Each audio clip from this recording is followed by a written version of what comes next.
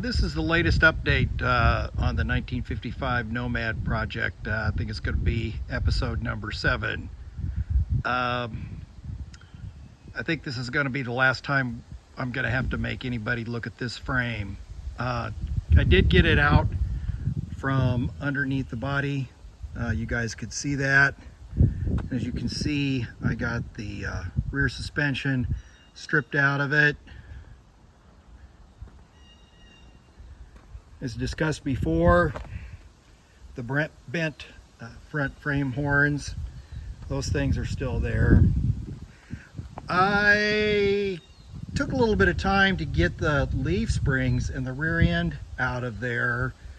You can see the rear end is kind of just stashed here in the bushes for right now.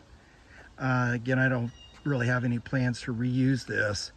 And I started to do the work for relocating the leaf springs. You know, I bought the kit where you cut the pocket out here and then you have to cut a notch here, and this bracket was right there, sorry, there. And as you can see, after I got that out, the frame is really rusty. Now obviously I can cut a window here and weld in a patch, which almost would need to be done before I try to do the cut to do the relief pocket for the back of the leaf spring. So that's some damage that I didn't see previously and wouldn't have known had I not taken that off. Oh, interestingly enough, see some orange paint on the frame. I'm going to comment on that. Also on this side, I was looking at that, and there's a steel plate on the inside of there, and there's a hole right there.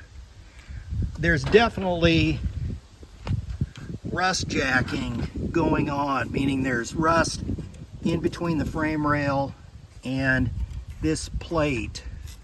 So I'm not quite sure how I was going to deal with that, because that thing, without taking that out, that rusting was never going to go away. But that isn't the half of it. Up here to the front, obviously this thing really took a whack on the passenger front side of the car at some time. And I've wondered if, as it got hit hard enough, would it have maybe twisted this frame out of alignment? Maybe instead of being a square, it would be more like a parallelogram. Nightmares from our 10th grade geometry class. So I was gonna start checking some dimensions on that, but in the process of cleaning things up out here, I noticed this. You can see that the frame is dipped down here pretty good, and that this thing is bent. Now, that definitely is not factory, because on the other side, you can see the hole is really nice, and that motor mount, or that body mount, I'm sorry, is nice and flat. The other thing, I don't know if it'll show up in the video, this is all puckered in here and feeling rough in through here. So I think what happened was when the front end got hit, it pushed everything back, but because the body was bolted on, it held the frame steady in the back, and now it looks to me like this has more of a hump curve in it than the other side. Long story short, I think that's it for this frame. I mean, you can fix and repair stuff, and I've fixed and repaired stuff over the years, but I have had other projects where I got 75% of the way into the repair only to tell myself I should have started with a better piece, and I think that is this with this frame. By the time I get these frame horns straightened out, which was going to involve taking these pieces out separately, I know I'm going to have to do rust repair here in the back. You can see up underneath there's a rust hole that didn't get repaired when they did the plates on the back. It's just a lot of work, and I have the guy actually I traded cars with, he's down in Florida. He's following up some leads, trying to find a better 1955 frame. So I think we can say goodbye to this thing once and for all. More than likely, what I'll do if I do find another frame, I'm gonna cut this thing up and send it to the scrapper.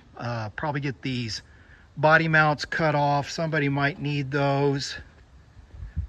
That section's okay, and get those things off, because I think those commonly rust out. So that's it on the frame. Adios, rest in peace. Let's go inside here. Oh, this great big box here. Whew, boy, sunshine.